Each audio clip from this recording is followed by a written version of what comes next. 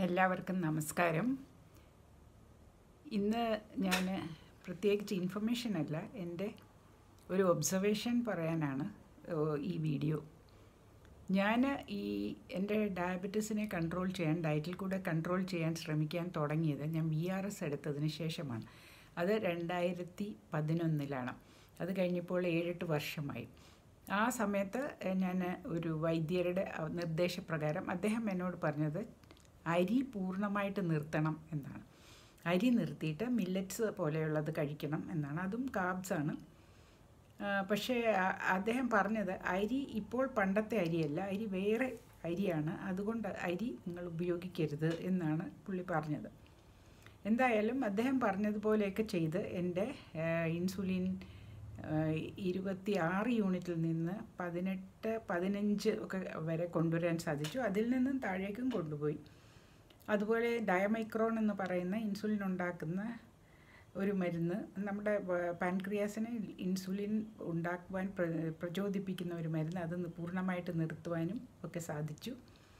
അങ്ങനെ ഒരുപാട് ഇമ്പ്രൂവ്മെൻ്റ് ഉണ്ടായി. എങ്കിലും എൻ്റെ വെയിറ്റ് 58-ൽ നിന്ന് 55 കുറഞ്ഞു. എന്നാലും എൻ്റെ വെയിറ്റ് പിന്നെ താഴോട്ട് പോയതേയില്ല. അപ്പോൾ ആ സമയത്ത് ആണ് ഈ ഇംഗ്ലണ്ടിൽ ബേറിയാട്രിക് സർജറി കഴിഞ്ഞ ആളുകളുടെ ഡയബറ്റിസ് മാറുന്നു എന്ന് കണ്ടുകൊണ്ട് ന്യൂ കാസിൽ എന്ന് പറയുന്ന സ്ഥലത്തെ മാഗ്നറ്റിക് റെസണൻസ് ഇമേജിങ് വിഭാഗത്തിൽപ്പെട്ട ഒരു ഡോക്ടർ ഇതിനെക്കുറിച്ച് കൂടുതൽ പഠിക്കുകയും അദ്ദേഹം കണ്ടുപിടിക്കുകയും ചെയ്തു. ഈ വിസറൽ ഫാറ്റ് കുറയുമ്പോഴാണ് ഇത് മാറുന്നത്. ഈ ബേറിയാട്രിക് സർജറിക്ക് മുൻപേ അവർക്ക് കുറേ ദിവസം വളരെ കുറച്ച് ആഹാരമേ കൊടുക്കുകയുള്ളൂ. കാരണം അവർ വയറിനെ മുറിക്കുകയോ ബാൻഡ് ചെയ്യുകയോ ഒക്കെ ചെയ്യാൻ വയറിനെയൊക്കെ മുറിച്ചിട്ട് അപ്രോച്ച് ചെയ്യുമ്പോൾ അവിടെ മുഴുവൻ കൊഴുപ്പടിഞ്ഞ് കിടക്കുന്നത് കാണും. ആ കൊഴുപ്പുകളൊക്കെ അലിഞ്ഞു പോകാനായിട്ട് അവർ കുറച്ച് ദിവസം വളരെ റെസ്ട്രിക്റ്റഡ് കാലറി ഡയറ്റ് കൊടുത്തതിന് ശേഷമാണ് ഈ സർജറി തുടങ്ങുന്നത് തന്നെ. സർജറി കഴിയുമ്പോൾ ഇവരുടെയൊക്കെ ഡയബറ്റിസ്, ഒരുപാട് പേരുടെയും ഡയബറ്റിസ്, മിക്കവാറും എല്ലാവരുടെയും തന്നെ ഡയബറ്റിസ് റിവേഴ്സ്ഡ് ആകുന്നതായിട്ടാണ് കാണുന്നത്. അപ്പോൾ ഇദ്ദേഹം മനസ്സിലാക്കി റെസ്ട്രിക്റ്റഡ് ഫുഡ് ഇൻടേക്ക് റെസ്ട്രിക്റ്റ് ചെയ്യുകയും ഫാറ്റ് ഉരുകി പോവുകയും ചെയ്യുമ്പോഴാണ് ഈ ഡയബറ്റിസ് മാറുന്നത് എന്ന്. അതിൽ കാരണം അദ്ദേഹം കുറേ പേരെ ഒരു 600 കാലറി ഡയറ്റിൽ നിർത്തി അദ്ദേഹം അവരുടെ ഈ വിസറൽ ഫാറ്റിനെ ഇങ്ങനെ മാഗ്നറ്റിക് ഇമേജിങ് കൊണ്ട് നോക്കിക്കൊണ്ടിരുന്നു. ആ ഫാറ്റ് മെൽറ്റ് ചെയ്യുന്നതോടൊപ്പം തന്നെ ഇവരുടെ ഡയബറ്റീസിൻ്റെ തോത് കുറഞ്ഞു പോവുകയും ഒരു 11 പേരിൽ 7 പേരുടെ പൂർണ്ണമായി മാറുകയൊക്കെ ചെയ്തു. അങ്ങനെ അദ്ദേഹം ഒരു റെസ്ട്രിക്റ്റഡ് കാലറി ഡയറ്റ് ഇതിനായിട്ട് അഡ്വൈസ് ചെയ്തു. അപ്പോൾ അദ്ദേഹം വളരെ ഓപ്പൺ ടു കോൺവെർസേഷൻ ആയിരുന്നതുകൊണ്ട് ഞാൻ അവർക്ക് ലെറ്റർ അയച്ചു. അപ്പോൾ ഒരു നേഴ്സ് എന്നോട് ഇങ്ങനെ 600 കാലറി ഡയറ്റ് ചെയ്യാൻ പറഞ്ഞു. അപ്പോൾ ഞാൻ പറഞ്ഞു എനിക്കത് ചെയ്യാൻ പറ്റുകയില്ല, കാരണം ഈ 600 കാലറി കൗണ്ട് ചെയ്യാൻ പ്രയാസമാണെന്ന് പറഞ്ഞപ്പോൾ എന്തായാലും നമ്മൾ കഴിക്കുന്നതിനെ കുറച്ച് കൊണ്ടുവന്ന് മെലിയുമ്പോൾ തന്നെ ഇത് ശരിയാകും എന്നൊക്കെ. ഓവർ എ ലോങ് ടൈം, കാരണം ഈ 600 കാലറി ചെയ്യുന്ന സ്പീഡിൽ ഇത് ചെയ്യാൻ പറ്റുകയില്ല. നമ്മുടെ ഭക്ഷണം കുറച്ച് കൊണ്ടുവരികയാണെങ്കിൽ ഡയബറ്റീസിൻ്റെ തോത് കുറയും എന്ന് പറഞ്ഞു. പക്ഷേ എൻ്റെ വെയിറ്റ് എന്നാലും 55 കിലോയിൽ നിന്ന് താഴാതെ തന്നെ നിന്നു. പിന്നീട് ജേസൺ ഫോങ്ങിൻ്റെയൊക്കെ വീഡിയോസിൽ നിന്ന് എനിക്ക് മനസ്സിലായത്, നമ്മളിങ്ങനെ റെസ്ട്രിക്റ്റഡ് കാലറി ഡയറ്റ് കഴിക്കുമ്പോൾ നമ്മളുടെ ശരീരത്തിന് ആവശ്യമുള്ള ഭക്ഷണം കിട്ടാതെ കുറേ ദിവസമാകുമ്പോൾ ഈ ശരീരത്തിനെ നിയന്ത്രിക്കുന്നതും ഹീൽ ചെയ്യുന്നതും എല്ലാമായ ഒരു ഇൻ്റലിജൻസ് ശരീരത്തിനുണ്ട്.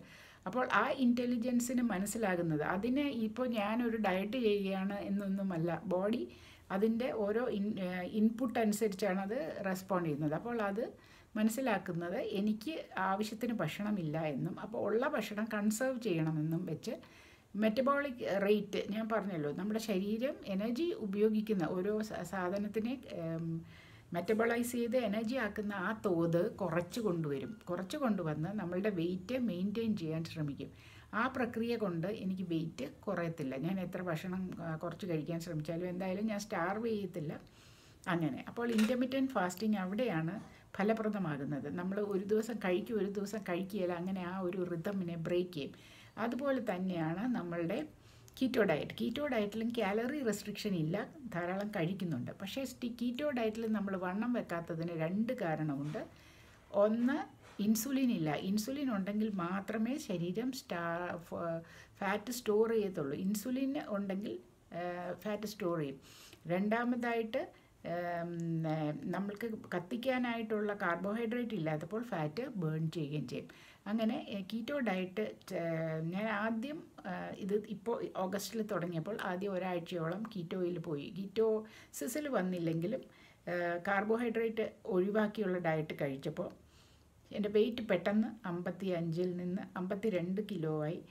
അതിൻ്റെ കൂടെ ഇൻ്റർമീഡിയറ്റ് ഫാസ്റ്റിങ്ങും കൂടെ വെച്ചപ്പോൾ 50 കിലോ ആയി. ഇപ്പോൾ അത് സ്റ്റേബിളായിട്ട്, ഇടയ്ക്ക് അസുഖം വന്ന് ഒന്നും കഴിക്കാതെ ഇരുന്നപ്പോൾ അത് 48 കിലോ ഞാൻ പഠിക്കുന്ന കാലത്തെ വെയിറ്റിലേക്ക് പോയിട്ട് ഇപ്പോൾ വീണ്ടും 50 കിലോയിൽ നിൽക്കുന്നു. അപ്പോൾ നമ്മൾക്ക് ഡയബറ്റീസ് വലിയ കോംപ്ലിക്കേഷൻസ് വേറെ ഒന്നും ഇല്ലെങ്കിൽ ഈ കൊഴുപ്പ് കുറയ്ക്കുക എന്നുള്ളത്, അകത്തുള്ള കൊഴുപ്പാണെങ്കിൽ എനിക്കിപ്പോൾ പുറത്ത് വലിയ വണ്ണമൊന്നുമില്ല, അകത്തുള്ള കൊഴുപ്പ് കുറയ്ക്കാനാണെങ്കിൽ, പക്ഷേ എനിക്ക് ഫാറ്റി ലിവർ അൾട്രാസൗണ്ടിൽ വളരെ വിസിബിളായിട്ടുണ്ട്.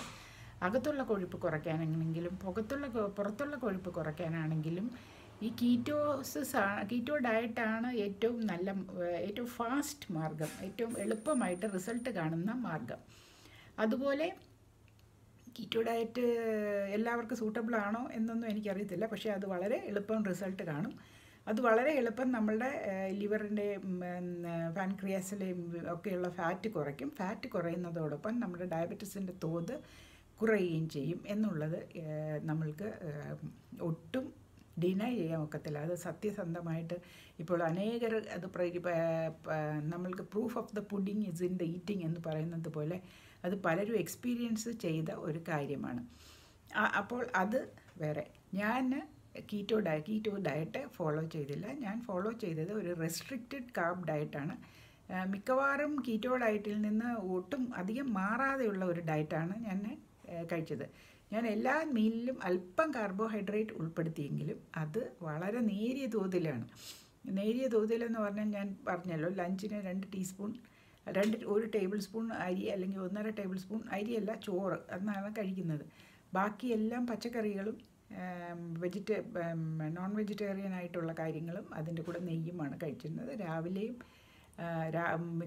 രാവിലത്തെ ഭക്ഷണത്തിലും മിക്കവാറും എല്ലാം തന്നെ ഇതുപോലെയുള്ള കാര്യങ്ങളായിരുന്നു. വൈകിട്ടാണ് ഞാൻ പ്രത്യേകമായിട്ടൊന്നും പ്രിപ്പയർ ചെയ്യാത്തത് കൊണ്ട് അല്ലാത്ത ഭക്ഷണം, പച്ചക്കറികൾ കൂടുതലായിട്ട് ആക്കി കഴിക്കുന്നത്. അപ്പോൾ ഇങ്ങനെയുള്ള ഡയറ്റ് കൊണ്ടാണ് എനിക്ക് വെയിറ്റ് കുറഞ്ഞതും എൻ്റെ ഈ ഭക്ഷണത്തിന് ഡയബറ്റീസ് കുറഞ്ഞു എന്ന് ഞാൻ വിശ്വസിക്കുന്നു. കുറഞ്ഞാലും കുറഞ്ഞില്ലെങ്കിലും ഈ ഭക്ഷണം കൊണ്ട് നമ്മൾക്ക് ഷുഗർ കൂടത്തില്ല. കാരണം ഷുഗർ കൂടാനുള്ള ഭക്ഷണമൊന്നും ഞാൻ കഴിക്കുന്നില്ല. എൻ്റെ ഡയബറ്റീസ് മാറിയിട്ടില്ല. എന്തായാലും ഞാൻ ഷുഗറുള്ള ഭക്ഷണം ധാരാളം കഴിക്കുമ്പോൾ എൻ്റെ ഷുഗർ കൂടും, യാതൊരു മരുന്നും ഇല്ലാതെയാണല്ലോ. പക്ഷേ മരുന്നുള്ളപ്പോഴുള്ള ലെവലിലേക്ക് വരെയാണ് ഏറ്റവും മാക്സിമം കൂടുന്നത്. മരുന്ന് കഴിച്ചിട്ട് മിക്കവാറും രാത്രികാലങ്ങളിൽ എനിക്കുണ്ടായിരുന്ന ആ ഹൈ ഷുഗർ തന്നെയാണ് ഇപ്പോഴും. ഞാൻ ഒരുപാട് ഹൈ ഗ്ലൈസീമിക് ഫുഡ്സ് കഴിച്ചാൽ എനിക്ക് കൂടുന്നത്. അതിനപ്പുറം കൂടാറില്ല, മിക്കവാറും അതുവരെ പോലും കൂടാറില്ല. അപ്പോൾ എനിക്കിതുകൊണ്ട് ഉണ്ടായ ഗുണങ്ങൾ എന്താണെന്ന് പറഞ്ഞാൽ, ഞാൻ ഇൻസുലിൻ എടുക്കുകയും മരുന്ന് കഴിക്കുകയും ചെയ്യുമ്പോൾ ഒരിക്കലും എനിക്ക് ഒരു സ്റ്റഡി ആയിട്ടുള്ള ഒരു സ്ഥിതി ഉണ്ടായിട്ടില്ല. ശരിക്ക് 7.1, 7.2 ഒക്കെ എൻ്റെ HbA1c വന്നിട്ടുണ്ട്. അത് അക്സെപ്റ്റബിൾ റേഞ്ച് ആണെന്ന് പലരും എന്നോട് പറഞ്ഞു. ഈ പ്രായത്തിന് അത് വലിയ കുഴപ്പമൊന്നും ചെയ്യുകയില്ല, നമുക്കിനി എത്ര നാൾ ജീവിതം ബാക്കിയുണ്ട് എന്നുള്ളത് വെച്ചാണ് അവരിത് കാൽക്കുലേറ്റ് ചെയ്യുന്നത്. എൻ്റെ കിഡ്നിയൊക്കെ അടിച്ച് പോകണമെങ്കിൽ ഈ ലെവലിൽ ഉള്ള ഷുഗർ വെച്ചിട്ട് പോകണമെങ്കിൽ കുറേ കാലം എടുക്കും. അതിനു മുമ്പേ ഞാൻ വേറെ മറ്റുള്ള വാർദ്ധക്യ സഹജമായ കാരണങ്ങൾ കൊണ്ട് മരിച്ചു പോകും എന്നുള്ളത് കൊണ്ടായിരിക്കാം അവരങ്ങനെ പറഞ്ഞിരുന്നത്. എന്തായാലും അങ്ങനെ വലിയ കുഴപ്പമില്ല എന്ന് അവർ പറഞ്ഞിരുന്നു. പക്ഷേ അത് ഒരു ദിവസം പോയി ഒരു HbA1c ചെയ്യുമ്പോഴുള്ള ഒരു കാഴ്ചപ്പാടാണ്. എന്നാൽ ഞാൻ ഈ രാത്രിയിൽ 10:30 ആണ് എൻ്റെ ലാൻറ്റസ് ഇഞ്ചക്ഷൻ എടുത്തിരുന്നത്. ലാൻറ്റസ് ഇഞ്ചക്ഷൻ എടുത്തത് ഞാൻ പിന്നീട് എൻ്റെ ലാൻറ്റസ് എടുക്കുന്ന വേറെ പലരുമായി സംസാരിച്ച് മനസ്സിലാക്കിയത് അത് നമ്മുടെ ശരീരത്തിൽ പ്രവർത്തിക്കാൻ തുടങ്ങുന്നത് 4 മണിക്കൂറിന് ശേഷമാണ്. അപ്പോൾ 10:30, 11:30, 12:30, 1:30, 2:30 മണിയൊക്കെ ആകുമ്പോൾ ഞാനൊരു 8:30 ഭക്ഷണം കഴിച്ച് കിടക്കുമ്പോൾ എൻ്റെ ഒന്നും ഇല്ലാത്തതാകുമ്പോഴാണ് ഈ ലാൻറ്റസ് എൻ്റെ ശരീരത്തിലേക്ക് പ്രവർത്തിക്കാൻ തുടങ്ങുന്നത്. അതിനും പിന്നെ ഒരു സ്റ്റഡി ആയിട്ടുള്ള ഒരു കാര്യമില്ല. നമ്മൾക്ക് കുത്തിവെക്കാൻ പല സ്ഥലങ്ങൾ അവർ പറഞ്ഞിട്ടുണ്ട്. 1 വയറ്, 2 തൈ, 3 അപ്പർ ആം. അപ്പോൾ ഈ വയറിൽ കുത്തിവെച്ചാൽ ഏറ്റവും എളുപ്പം അബ്സോർവ് ചെയ്യും. തൈയിൽ കുത്തിവെച്ചാൽ അടുത്ത അത്രയും സമയമെടുക്കും. ആമിലാണെങ്കിൽ അതിനേക്കാൾ സമയമെടുക്കും. അപ്പോൾ ഇതിനൊന്നും ഒരു 100% ആയിട്ടുള്ള ഒരു കൺസിസ്റ്റൻസി ഒന്നുമില്ല. അതിൻ്റെ പുറമെ ഈ എന്നെ പോലെ സ്ട്രെച്ച് മാർക്സ് ഉള്ള ഒരാൾ സ്കാർ ടിഷ്യൂവിലാണ് കുത്തിവെച്ചതെങ്കിൽ അത് അബ്സോർബ് ചെയ്യത്തേയില്ല. അപ്പോൾ ഇങ്ങനെയുള്ള ആ സബ്ക്യൂട്ടേനിയസ് ഫാറ്റിലാണ് അത് കുത്തിവെക്കേണ്ടത്. അപ്പോൾ ഇങ്ങനെയുള്ള പലതരമുള്ള പ്രോബ്ലംസ് അതിനുണ്ട്. നമുക്ക് വളരെ സിമ്പിളായിട്ട് തോന്നും, കുത്തിവെച്ച് വയറിലോട്ടൊക്കെ സൂചി വളരെ തിന്നായിട്ടുള്ള ഒരു സൂചി വെച്ച് കുത്തി ശരിയായി എന്നൊക്കെ വിചാരിക്കും. പക്ഷേ അത് എപ്പോഴും ഒരുപോലെ ചെയ്യാൻ ചിലപ്പോൾ എൻ്റെ കഴിവുകേടായിരിക്കും. എന്നെ ഒരു സ്ത്രീ വീട്ടിൽ വന്ന് കാണിച്ച് പഠിപ്പിച്ചതാണ്. പക്ഷേ എനിക്കത് അത്ര ഈസി ആയിട്ടുള്ള ഒരു കാര്യമായിട്ട് തോന്നിയില്ല. 45 ദിവസം കഴിഞ്ഞിട്ട് ഒരു സ്പോട്ടിൽ വീണ്ടും കുത്താവും. അപ്പോൾ ഈ ഓരോ സ്പോട്ടും നമ്മൾ ഓർത്ത് വെക്കണം. ആ സ്പോട്ടിൽ വീണ്ടും കുത്തിയാൽ അവിടെ സ്കാർ ടിഷ്യൂ ഉണ്ടാകുമോ, അവിടെ തിക്കനിങ് ഉണ്ടാകും എന്നൊക്കെ പറഞ്ഞു കേട്ടിട്ടുണ്ട്. അപ്പോൾ അത് ഒരു പ്രോബ്ലമായിരുന്നു എനിക്ക്. പിന്നെ അത് 24 മണിക്കൂറെന്ന് പറഞ്ഞാലും എനിക്ക് വൈകുന്നേരമാകുമ്പോഴത്തേക്കും ഇതിൻ്റെ ഇഫക്റ്റൊക്കെ പോകും. 10-14 മണിക്കൂർ കഴിയുമ്പോൾ ഇതിൻ്റെ ഇഫക്റ്റ് പോകും. അപ്പോൾ എനിക്ക് വൈകുന്നേരത്തെ ഭക്ഷണം കഴിച്ചു കഴിഞ്ഞാൽ എല്ലാ ദിവസവും ബെഡ് ടൈമിൽ 240ഉം 245ഉം ഒക്കെ ആയിരുന്നു എൻ്റെ ഷുഗർ. എന്നിട്ട് ആ ബെഡ് ടൈമിൽ ആ ഷുഗർ ഉള്ളപ്പോൾ ഞാൻ പിന്നെ അയ്യോ എനിക്ക് വലിയ ഷുഗറാണല്ലോ, ഇത് കുത്തിവെച്ചുകൊണ്ടിരിക്കും. പിന്നെ ഡയമൈക്രോണും കൂടെ കഴിക്കുമ്പോഴാണെങ്കിൽ ഞാൻ രാവിലെ ബ്രേക്ക്ഫാസ്റ്റിൻ്റെ കൂടെ ഡയമൈക്രോൺ കഴിക്കും. കുറച്ച് കഴിയുമ്പോഴത്തേക്കും ബ്രേക്ക്ഫാസ്റ്റും എല്ലാം ദഹിച്ച് കഴിഞ്ഞിട്ട് ഡയമൈക്രോൺ കഴിച്ച് കഴിഞ്ഞ് പരവേശം വരും. പരവേശം പോലെ വന്നു കഴിഞ്ഞിട്ട് അതിൻ്റെ കൂടെ ലാൻറ്റസിൻ്റെ ഇഫക്റ്റും ഉണ്ട്. നമ്മൾ വിപ്രാളം പിടിച്ച് കൈ കിട്ടുന്നതെല്ലാം കഴിക്കും. അപ്പോൾ ഷുഗർ കൂടും.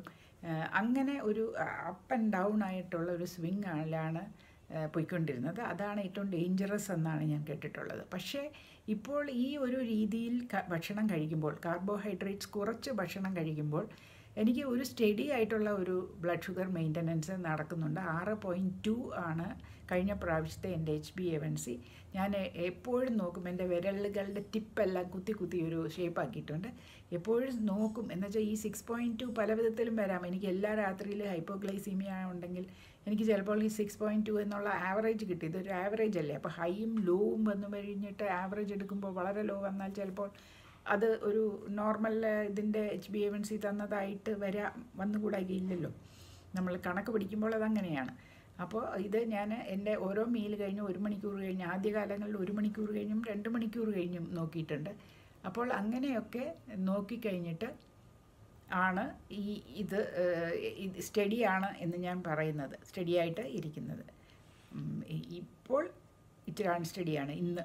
കാരണം ഞാൻ എൻ്റെ കാലിൻ്റെ വിരൽ ഞാൻ വീണ് എൻ്റെ ഒരു ബിഗ് ടോ ഒടിഞ്ഞിട്ട് പെയിൻ കില്ലറും പിന്നെ PPI എന്ന് പറഞ്ഞ ഗ്യാസ് ഉണ്ടാകാതിരിക്കാനുള്ള പ്രോട്ടോൺ പമ്പ് ഇൻഹിബിറ്റർ അതും കഴിക്കുന്നുണ്ട്. അത് കഴിക്കുമ്പോൾ ഷുഗർ കൂടും എന്നുള്ളതാണ് അതിൻ്റെ സൈഡ് ഇഫക്റ്റ്. അപ്പോൾ ആ ഒരു ദിവസത്തെ അപ്പോൾ ഇന്ന് എനിക്ക് മാനേജ് ചെയ്യുന്ന വേദനയേ ഉള്ളൂ. അതുകൊണ്ട് ഞാൻ മരുന്ന് കഴിക്കണ്ട എന്ന് തന്നെ വിചാരിക്കുന്നു. അപ്പോൾ അത് അങ്ങനെ അല്ലെങ്കിൽ എനിക്ക് വളരെ സ്റ്റഡി ആയിട്ടുള്ള ഫിഗേഴ്സ് പോകുന്നുണ്ട്. അങ്ങനെ അതാണ് എനിക്ക് ഞാൻ ഈ കുത്തിവെച്ച് 10-40 കൊല്ലം 50 കൊല്ലമായിട്ട് സുഖമായിട്ട് ജീവിക്കുന്ന ആളുകളെ എനിക്കറിയാം. പക്ഷേ അവർക്കും ഈ അപ്സ് ആൻഡ് ഡൗൺസ് അവരും ഫീൽ ചെയ്യും. ഇടയ്ക്കിടയ്ക്ക് ഷുഗർ കൂടും, ഇടയ്ക്കിടയ്ക്ക് ഷുഗർ കുറയും. അപ്പോൾ നമ്മൾ ആകെ ജിറ്ററിയാകും. അതുപോലെ പള്ളിയിലൊന്ന് പോയി അവിടെ ഇരുന്നു കുറേ നേരം പ്രസംഗം നീണ്ടുപോയെങ്കിൽ നമ്മൾക്ക് സമയത്തിന് കഴിക്കാൻ പറ്റിയില്ലെങ്കിൽ അന്നേരം വിയർക്കുകയും മുട്ടായി എടുത്ത് തിന്നുകയും ഇങ്ങനെയൊക്കെയുള്ള ആ അൺസ്റ്റഡിനെസ്സും ആ ഒരു പ്രശ്നങ്ങൾ ഇപ്പോൾ എൻ്റെ ജീവിതത്തിലില്ല.